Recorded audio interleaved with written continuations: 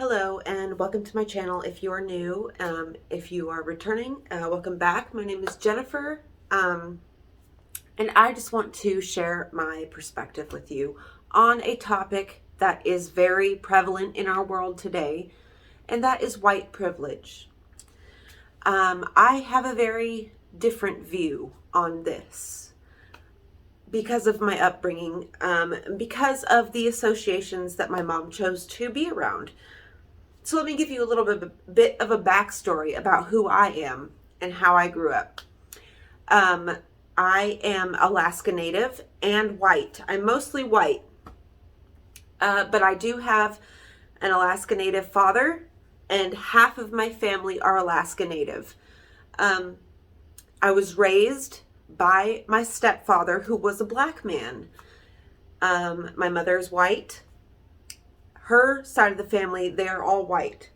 Well, Polish white, so. But I grew up in Anchorage, Alaska, where if you look at the statistics, it is 98 or 99% diversity. Like, growing up, white people were the minority where I was, because just how many different types of people are there? There's so many different types of people. And to say that racism does not exist against white people is a complete lie. I have experienced it myself. Growing up, I was called the white girl by my grandmother. We were called the white kids. We were made fun of because we were white by different kids of many different races: Chinese, Black, Native, all different types of Native people. Obviously, they have their reasons for feeling that way, and they are totally valid. But to say that my whiteness did not affect me in the same ways is not true, because it did. Especially because my mother was married to a black man. My mother married my stepfather when I was 8 years old, okay? She got together with him when I was 8. They got married when I was around 12. They're still together. About 20 some years, almost 30 years they've been together. And the discrimination that we experienced because of that, the shunning that we got from my white side of the family because of who my mother was with, the abuse that his mother would give my mother. His mother, who, being a black woman, she was so hateful to my mother because my mother was white. Now, you can tell me all day long that my experiences are false, but I guarantee you, if you talk to any other person who is white or who can pass as white in Alaska, in Anchorage, Alaska, they will have a similar story.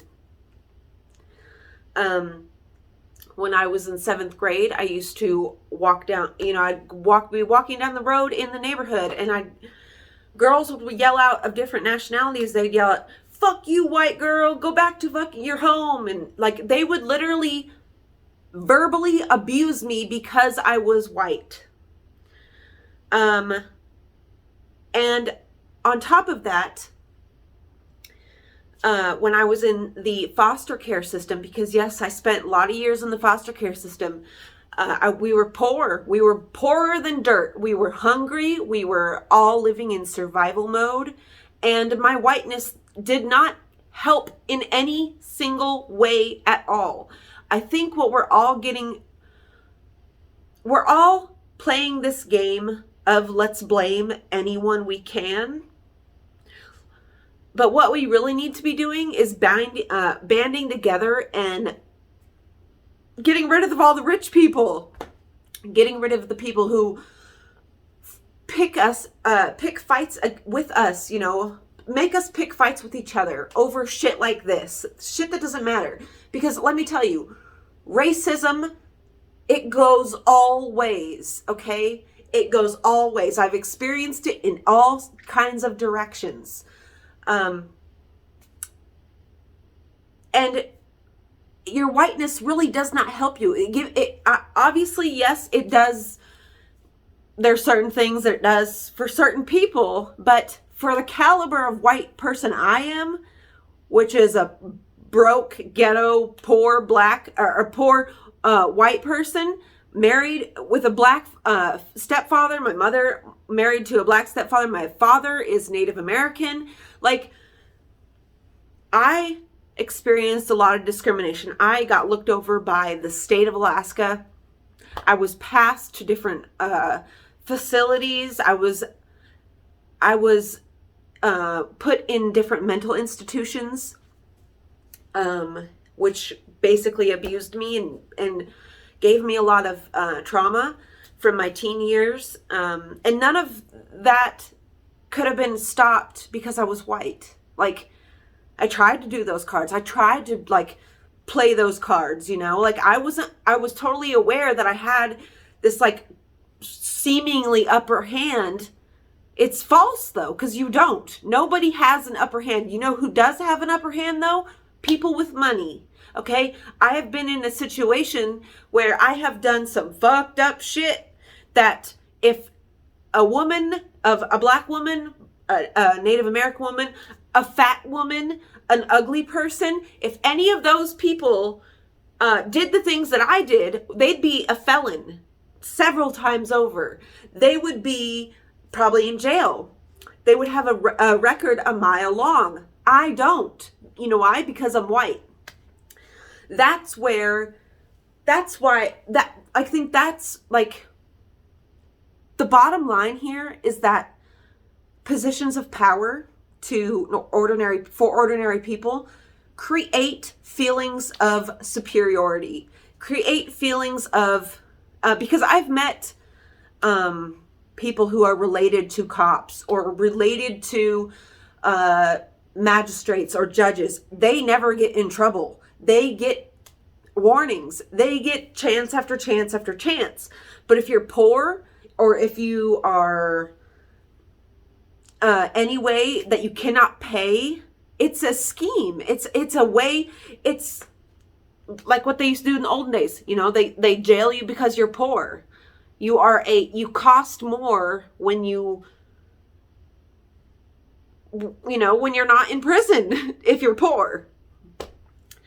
So I think we all need to stop looking at who to blame and white people saying, oh, whiteness, my whiteness didn't keep me from experiencing trauma and all this. No, but I'm sure your whiteness, gives you a leverage. Okay. It gives you leverage because I've done some awful things and I've seen women do less awful things than I have and have gotten more time, have gotten in more trouble.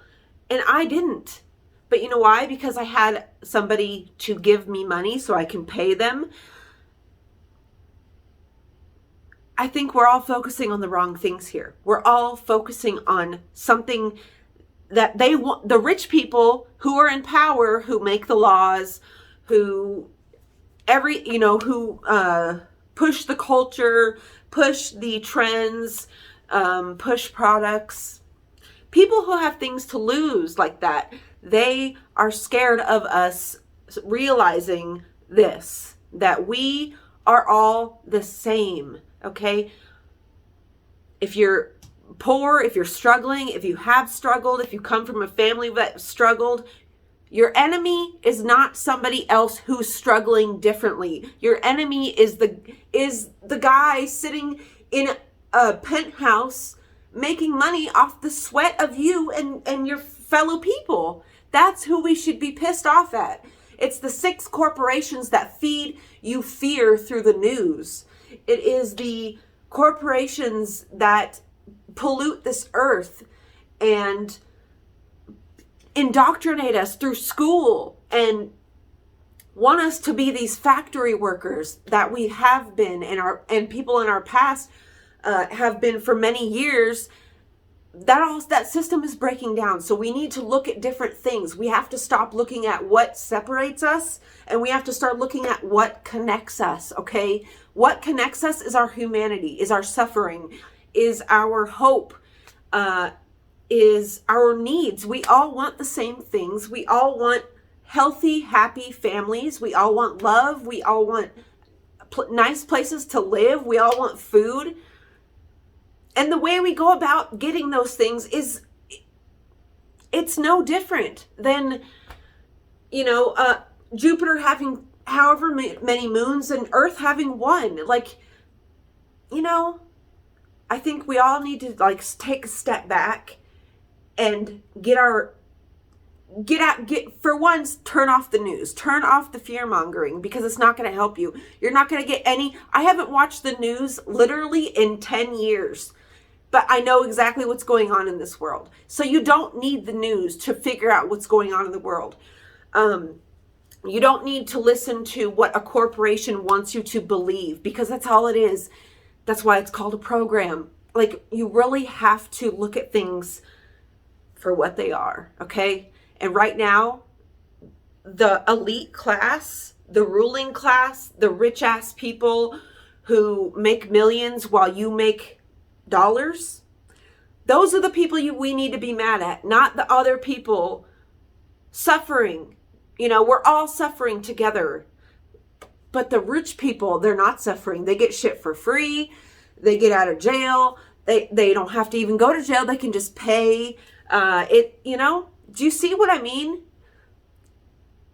So to say that white privilege is a thing is wrong. White privilege, it's not a thing, okay? I've not experienced it. The only way I've experienced it is, like I said, is through the legal system, and they're just biased because they're just people. They're pig men, okay? Most of them are pig men or women who feel like they have something to prove.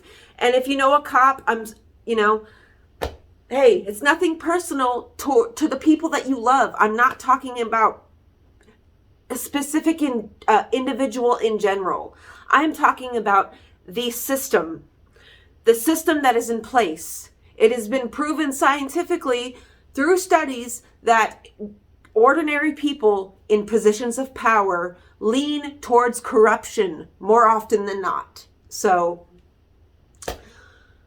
while our police stations here in Gate City are busy getting new cruiser after new cruiser after new cruiser, meanwhile, kids are getting kicked out of school and told they can't eat because they don't have their lunch fines paid. So think about it, okay? Think about where we need to direct our anger, because at each other is not the answer. I love you all so much, and please think about what I've said. If you have anything to add, please add it down below. Get angry at the right people, you guys. It's time to do that. It's time to channel our anger into something productive. It's never going to be pointing fingers, okay? It's pointing fingers at yourself and figuring out where you're complacent, where you are just allowing you're turning a blind eye. You're saying, that's not my problem. A lot of us will turn away from evil because we're too tired, or it's not our problem, or, because you're scared. If you see an injustice, speak up, okay? Help fellow men, help each other. I love you guys. And I'll see you in the next one. Bye.